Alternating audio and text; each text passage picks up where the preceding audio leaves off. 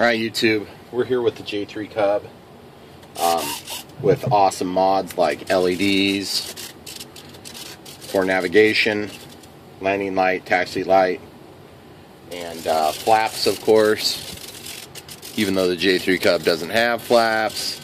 This one is more of like a Super Cub that's painted like a J-3 Cub, which yes, they do have those things. The problem with this Super Cub is it's not very super bright. Oh yeah, and then also off-road tires that have been lightened significantly from factory. One issue I've got with this plane is that I evidently had a bit of a prop strike during my last flight, and so as you can see, this side is quite a bit shorter than this. Normally I would say just trim the tip of it. Well, this is actually a pretty robust propeller. I think it might actually be a gas propeller, so it's very heavy. And to be perfectly honest, this propeller's never performed well. So I broke down, and when I just bought my Horizon Hobby Timber, I went ahead and decided to buy this. So I was just going to show you the part number. It should come with this screw. I believe it had ripped out of the package in shipping, so I just taped it to the front. Anyway, I wanted to show you how I'm going to get this back to where it should be, and I'll show you the symptom real quick. Okay, throttle cuts off on the DX18. I'm just going to run it like this so you can kind of see it. You can hear that vibration. When you're flying, you hear it very well, because that was only about 30% throttle. So anyway, the way that this is going to work is if you take a look at the way we got this thing mounted on here, we basically have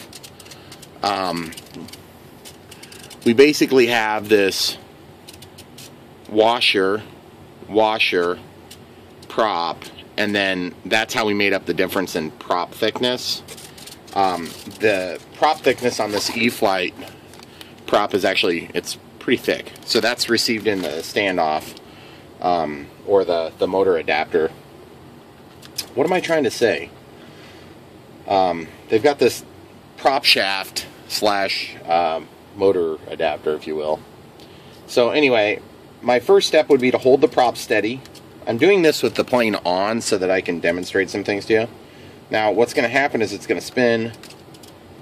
No, it's not spinning. Holy crap, we got really lucky today. So anyway, the screw just came right out. That's the way I like it. And then basically I have to apply enough pressure to pull this off, but remember that mount in there is only glued a little bit on the bottom, so we don't want to damage it. So I'm actually going to try to force a screwdriver like this in to hold the motor, so that as I pull, I don't break the motor mount off, because I don't have to open this motor up to do this. So I'm just wiggling. Yep, okay, so it popped off the other washer. That's good. And I'm just going to take this and stick it in. There's a spot where you can kind of get in here behind the prop, and it'll give you a little pry point. But I'm just going to actually not pry there. I'm just going to hold it, and then just until it pops off. And as you can see, it's popped off now. So this thing is pretty heavy, and I think that's part of the problem. A heavy prop is not always a big issue because it carries more inertia once you get it up to speed. The problem is this motor is just not torquey enough to handle it. And that could be as simple as actually just having a bad motor, you know, because it should be able to handle this, but who knows. With Horizon products, they usually work pretty awesome if you buy all the stock parts, but as soon as you start adding weight, and I added a lot of weight to this plane, all bets are off. And that's just, honestly, that's their best defense, and it's a pretty good defense. So as you can see, it's really easy to replace if you buy the Horizon part, because this slips right over that shaft, and you basically slide it back, and you're going to do the same thing. You're going to cringe and push, but I'm going to use forceps to get in here and hang on to the motor mount here, and that gives me something. I'm going to clamp it, and then I'm going to push back hard while holding the forceps. That way I don't have to open it. You can see these forceps have these clips, so you can clip it and that'll hang on to it. And I'm just holding on to one of those 3 connection points that go out to the motor, to the bell housing of the brushless motor.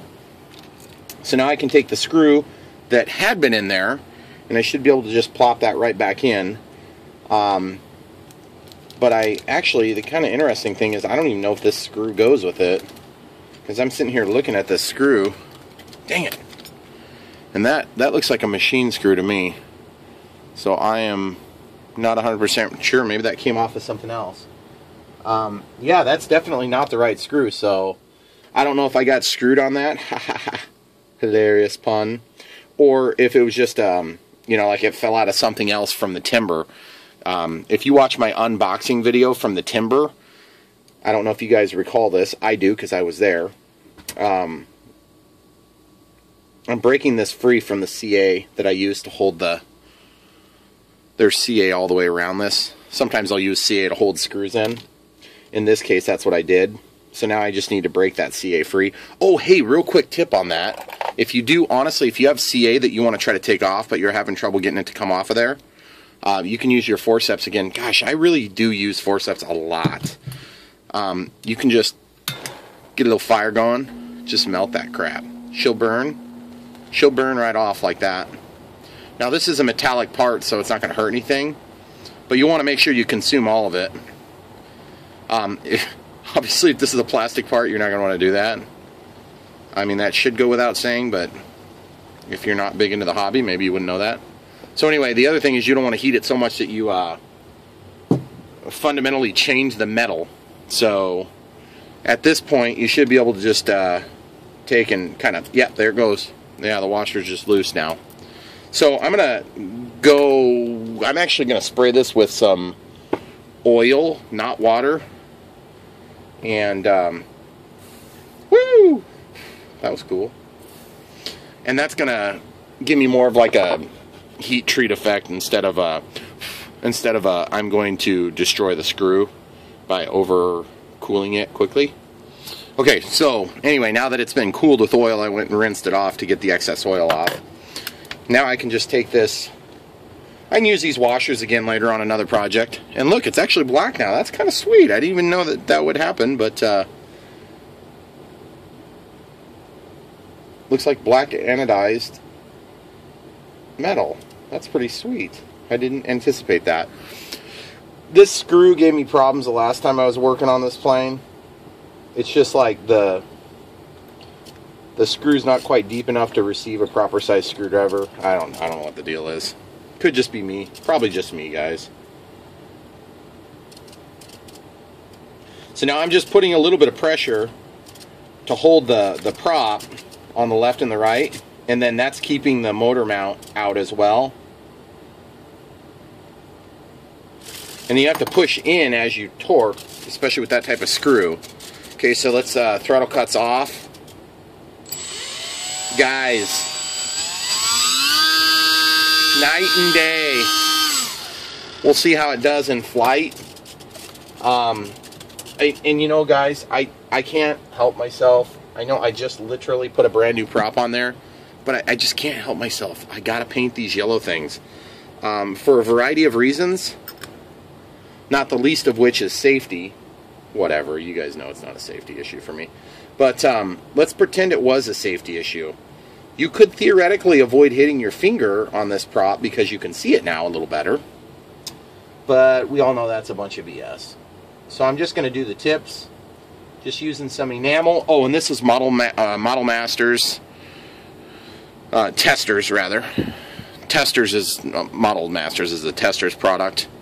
And it looks like this part number is right here. We'll get that little turd to focus here. My autofocus is awesome, guys. Check it out. There it is. Okay, great. So then I'm just going to do this. Oh, and incidentally, the timber has a new home. Oh, look at that. That is beautiful. And look, yellow tips. Yellow tips. So I always do yellow tips, guys. The yellow tips is my thing. And then if you have a more decorative tip, like a white, red, white, or sometimes I'll do like a silver tip if I want to kind of keep it a little bit more subtle. The other thing is you guys don't want to get too crazy with the amount of enamel because it will imbalance your prop too. And I know that I'm kind of one of these guys where it's like, when it comes to RC, because I'm such a scale fanatic, sometimes I get to form over function. But I try to really ride that line so that I can get the most scale out of it as possible. And yeah, I paint the backside of the prop. sometimes on the real props they're not painted on the back, but it just depends on the manufacturer. Depends on if, you know, if you're likely to walk into the prop, because that will ruin your day every time. So anyway, guys, that's it. Be watching for a flight video. I think I'll get a flight video today if the weather holds out like it's supposed to, and it's supposed to be pretty decent today. And when I say decent, I mean it's still winter and it's still going to be sucky and cold, and I'll have to have like coat on and gloves and all that crap, but it's going to be doable. So trying for a flight here, trying for a flight with the timber, and I don't know what else I'll try to mix in there, but anyway, that's it, guys. Thanks a lot for watching. Don't forget to like and subscribe if you haven't already.